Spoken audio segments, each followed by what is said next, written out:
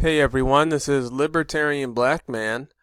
I want to talk about the decline of third-party competition in American politics. I see it as the main reason why we cannot get anything done politically in America anymore, because in fact we have two political parties who feel so comfortable with their political situation that they don't feel like they have to do any better because they keep getting voted for in every election and they don't have to fear competition from a third party.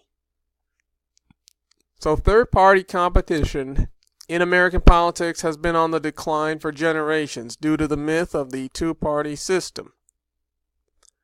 The myth of the two-party system is that Americans have been programmed by Democrats, Republicans, and long-established media organizations such as NBC, ABC, CBS, CNN, Fox, etc., to believe that we have only two viable choices in any election, which are Democrats and Republicans. As a result, Democrats and Republicans are reliably sent back to office in every election and have no concern whatsoever that their brand of politics and failed policy ideas are unworthy of public support.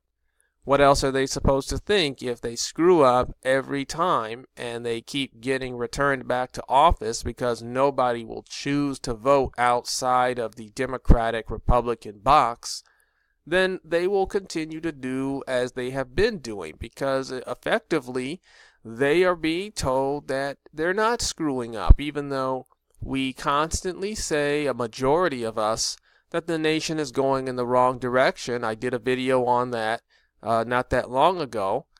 We keep telling them with our votes that keep doing what you're doing. You're doing a good job, even though problems are getting worse. Costs of health care and housing and education keep going up.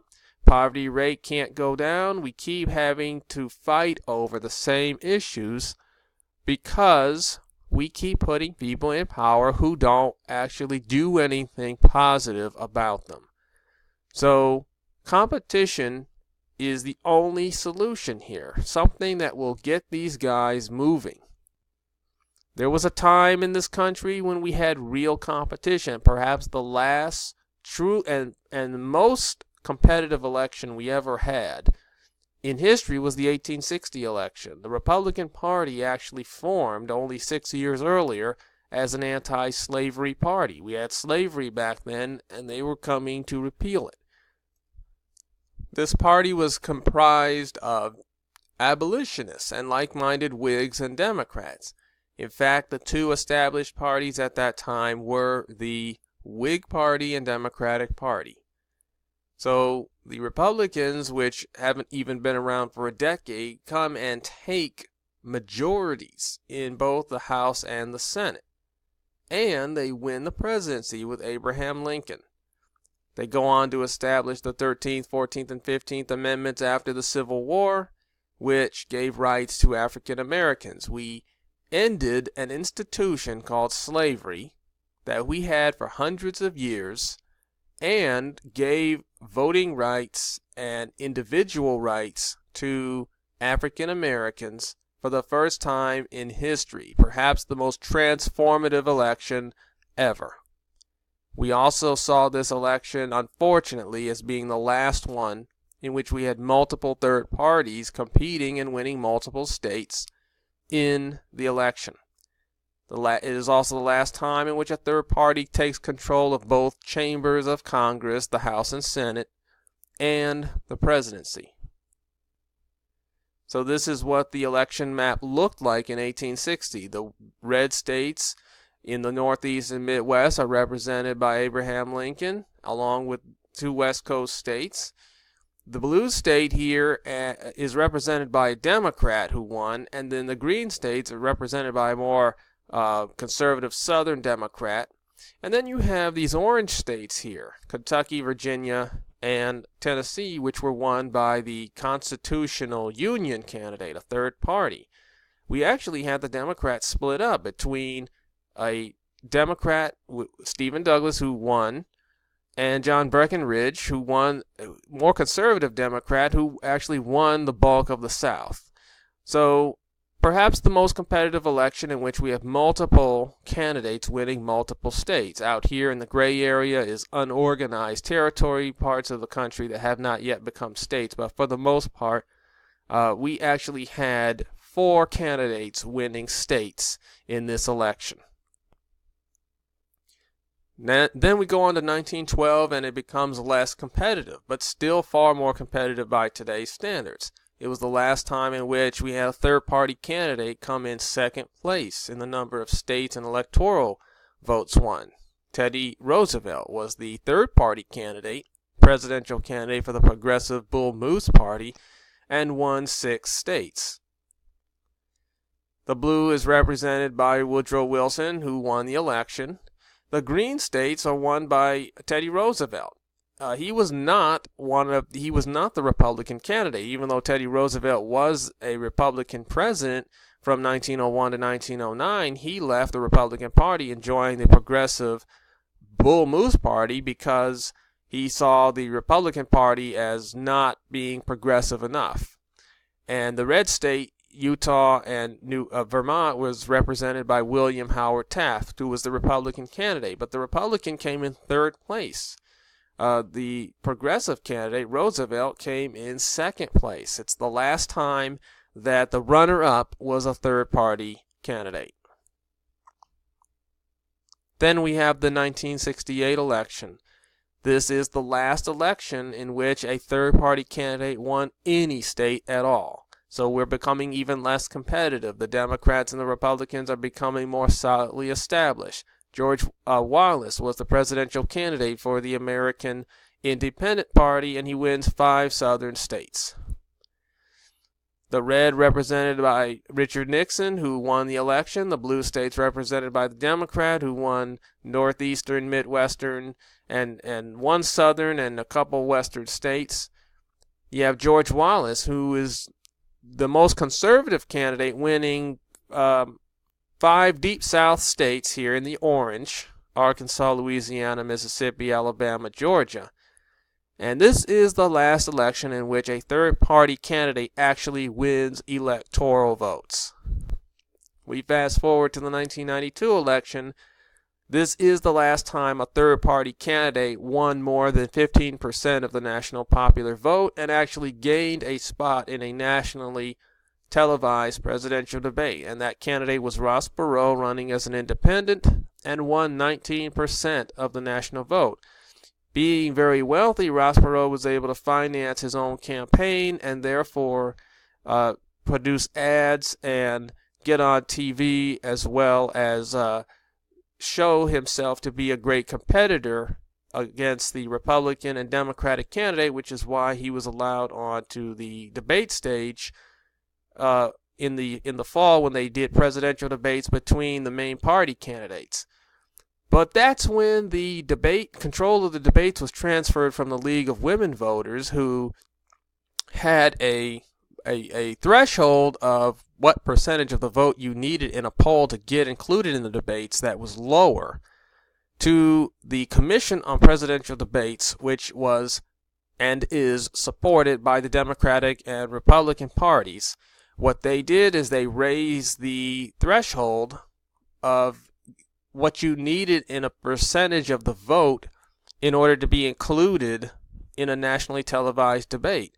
And they did this to make it more difficult for third-party candidates to qualify for a presidential debate. Again, the Commission on Presidential Debates, funded and controlled by the Democratic parties, ended up raising the percentage level that a third party needed to get in certain polls before they could qualify for being introduced on the debate stage in a fall election. And this is what that election map looked like. Notice there's only 2 colors because third-party candidates have effectively been squeezed out of competition. The red Republican candidates and the blue represented by Bill Clinton, who won the election. George Bush was unable to win, but he did not have to worry about a third party actually taking states away from him, because in fact now we've become less competitive. We've started looking at Democrats and Republicans as only viable choices available for any election, and as a result, only two parties can be counted on to even compete in a national election now. And then we go to the 2016 presidential election. This time, third parties are seen as a joke. In fact, third parties are relegated to single-digit percentages of the vote in national elections now. Gary Johnson, who was the Libertarian presidential candidate and who should have won the election, in my opinion, got only 3% of the national vote and clearly no electoral votes. Green Party candidate Jill Stein won 1% of the national vote, no electoral votes whatsoever. And this is what that map looks like. Again, only two colors, because there are no third-party candidates able to get any electoral votes, because they are not. The American people have decided that only Democrats and Republicans are truly viable in any election. Just as competition in the marketplace allows the best products to succeed with consumers, competition in politics also allows the best ideas to succeed with voters. We just don't have competition anymore like we used to. The most transformative election was also the most competitive election, which was the 1860 election. Multiple parties winning multiple states. And it was the last time that's ever happened. Since then, in every few decades, we've seen an election in which we have a lower rate of competition, and as a result, we get worse and worse outcomes. We get stagnation. We don't actually get candidates anymore who are worth our vote. And how to kill third-party competition? Well, it's very simple, and it's been done now for several generations. Convince Americans that voting for a third-party candidate is a wasted vote. And convince Americans that voting for the Democratic and Republican parties are the lesser of two evils. Anything to prevent Americans from going outside the box of Democrats and Republicans is what is being promoted by both of those parties as well as the mainstream media.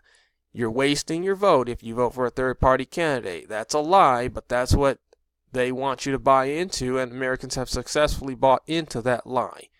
And that, hey, Democrats and Republicans are both crappy, but that one of them is better than the other, so I'm going to vote for them, and effectively my vote will count. Actually, you're wasting your vote if you vote for anyone who does not have your best interests at mind, who will not work for you, who will not actually come up with ideas that make this country better. If we were doing so well with Democrats and Republicans, we would not be still divided like we are along these issues. We would still not be, we would be much better off economically. We would not be complaining about the cost of prescription drugs or housing or healthcare or education. We would be much better off. But if we keep voting for these two parties, I'm telling you, we are voting for the same thing that we are upset with. So we have another election coming up next year, the 2020 presidential election. If you vote for any Republican or Democratic candidate, you are not really taking the election seriously. If you think the Republican and Democratic candidates are the lesser of two evils, once again, you don't know how much they are the same and in how much they actually prefer that you not look at alternatives, because that means that they'll be out of office and the only thing they're there to do is protect their position in government. Thanks for watching. Please subscribe to the YouTube channel Libertarian Black Man and follow us on Twitter at Libertarian Black Man, and we hope to see you in the next video.